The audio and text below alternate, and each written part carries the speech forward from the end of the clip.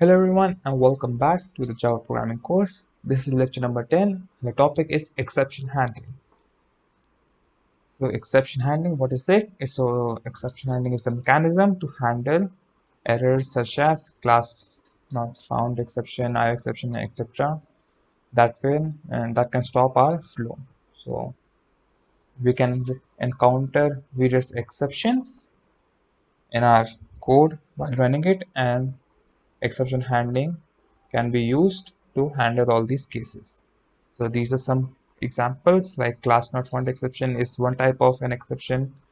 Similarly, IO exception, it deals with input output. Class not found dealt with if a class is not present but you try to make an object of that class. Similarly, so that normal flow of application can be maintained. So it helps in maintaining our flow.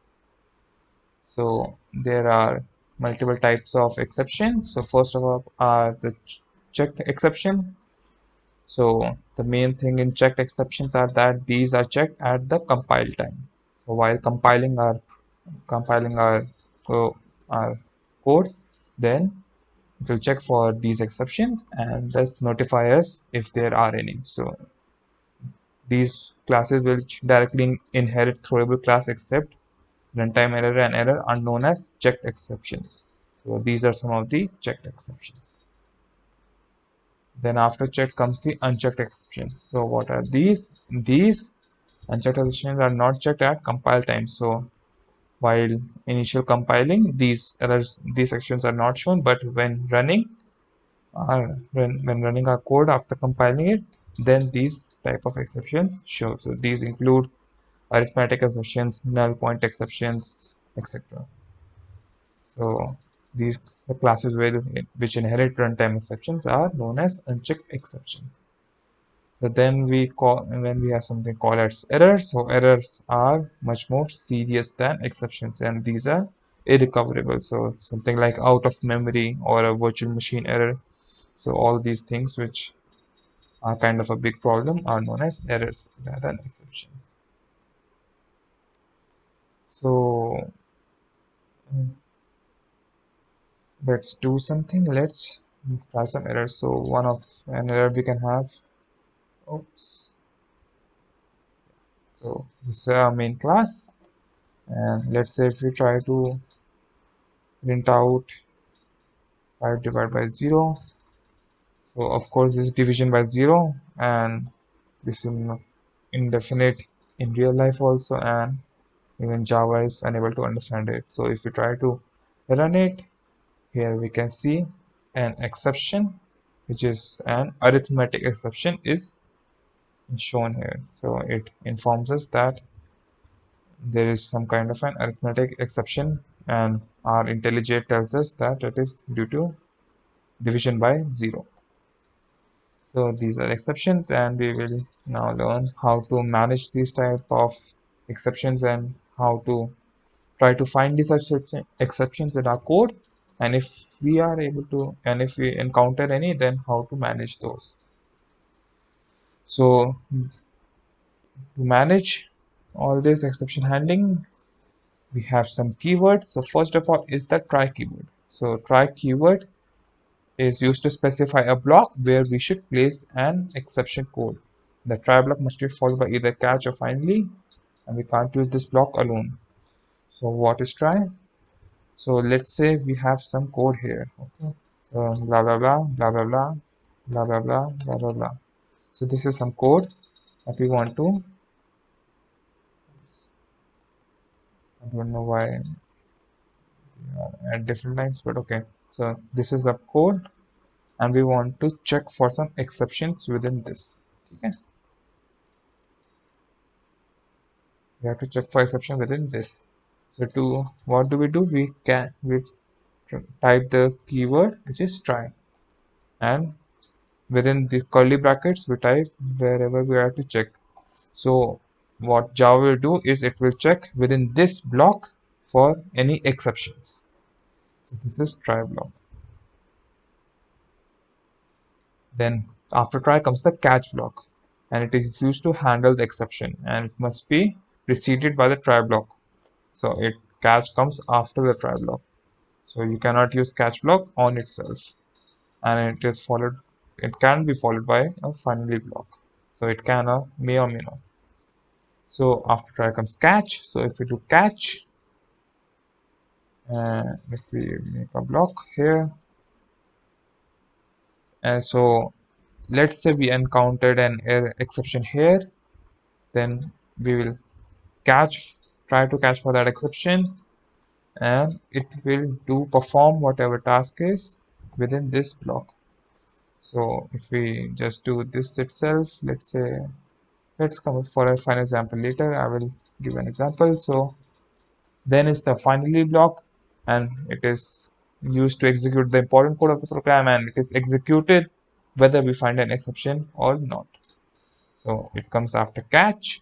So finally, so before everything before try is uh, is executed normally. Then we check for the code within the try block, and we check for any exceptions. If there is exception, we execute whatever is in the catch block, and after that we execute whatever is in the finally block. But suppose there is no exception in the try block, we ignore the catch block, and then we jump directly to the finally block. So finally block is run irrespective of if we find an exception or not. Then is a keyword for throw, and it will throw the custom exception. So it will print out an exception in case we find any. Then is the throws, and throws is a keyword used to declare exceptions. It does not throw an exception, and it just specifies that there may be an exception in the method. So throws is used while declaring a method, and it is basically a signature and tells us whether a function is throwing an error or exception or not. So we can say throws an arithmetic exception. And so basically by assigning it and throws arithmetic exception, we're basically saying that this is our main function, and within this there may be some part of code which will throw an arithmetic exception. So this line itself is just basically, so it in itself does not do anything but just tells us that within this there may or may not be an arithmetic exception. So let's try to combine all of these, and let's try this. So let's do Control X and do this here. So this is, we are trying to do find by 0.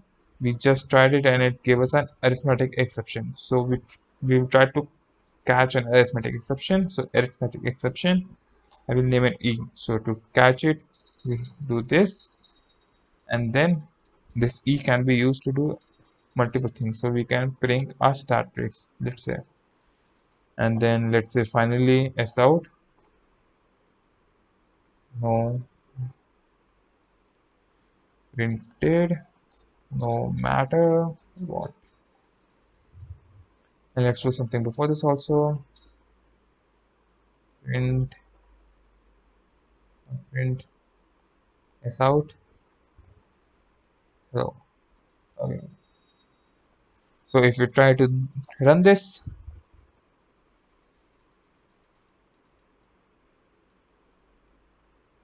here we can see we first had hello. We get whatever is in the finally block because it is important and it must execute.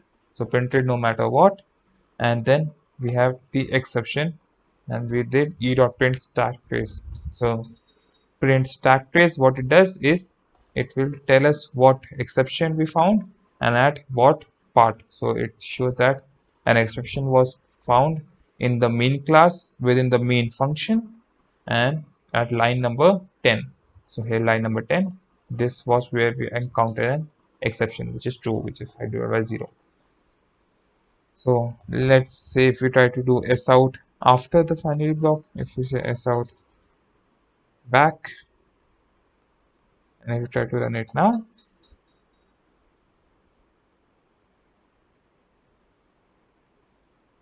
then this is also printing out back here. So basically after this all this, we can say that it continues normally. So here we had e.print stack. We can also perform other tasks here. If we simply want to print out anything else, let's say s out, we can say exception. We can do whatever we want within the catch block. So in this case, we have hello, we have exception, and then we have these two s outs. Okay, after this, we can also have here a throw statement, throw keyword. So throw e. So as said in the slides, so what throw does is it is used to throw a custom exception. So here e was an arithmetic exception. If it simply throw out e itself, then what will happen is here it is exception in thread main and it throwed out this exception. So here you can see this is not printed. This is because of throwing out the exception. So basically our program is encountering an exception and just stops right there. But finally will be executed no matter what. So printed no matter what is still working. So this was all of these keywords: try, catch, throw, finally, and throws. These 5 keywords will be used for exception handling. Here's another example. So we have here a class which is main, and we have a method which is check age, and what it is trying is the same thing, which is in declaring an integer variable called data and assigning it the value 100 divided by 0. So 100 divided by 0 is an arithmetic exception. So it's trying to catch for the same. Here, keep in mind that it is only catching arithmetic exception. So if it make this a, let's say, null pointer exception, which is a different type of exception, then you can see here this. Wait a second. Let's do something to make it better for you.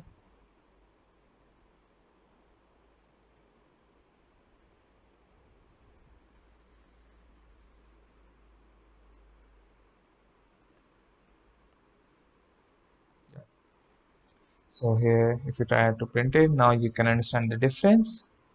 Here it is just simply throwing out the exception of arithmetic exception. So if we had not put this catch block, then what will happen is it will do the same thing, which is printing. Uh,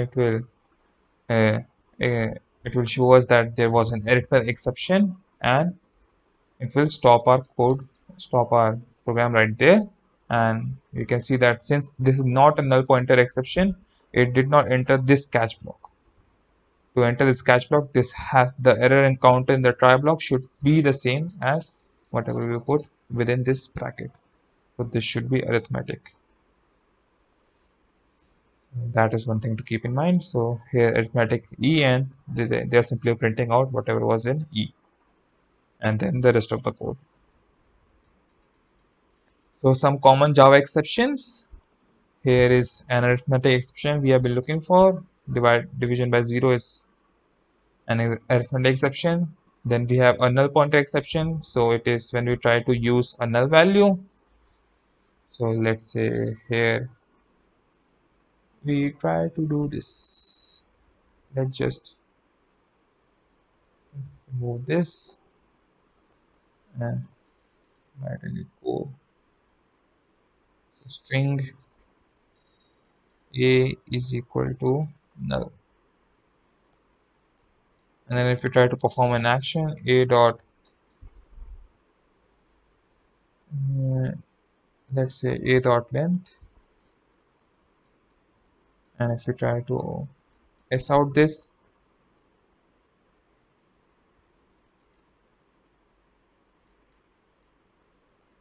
if we try to do this, then what will happen is we will get a null pointer exception, because this is a null value. We are not assigning any value, so we cannot get the length of nothing. So that is the problem. So this is a example of null pointer exception. Then we have array index out of bounds exception. So in this example, we have int a, we are initializing an int array of size 5, but we are trying to assign a value of 50 to index number 10, which is outside the range of our, which are outside the bounds. So since it is of size 5, the only valid memory spaces are A0, A1, A2, A3, and A4. And since here we are trying to assign A10 a value 50, we get an exception. So array index out of bounds exception. So this was it for exception handling. So that's it. So hope to see you in the next lecture, and goodbye. Thank you.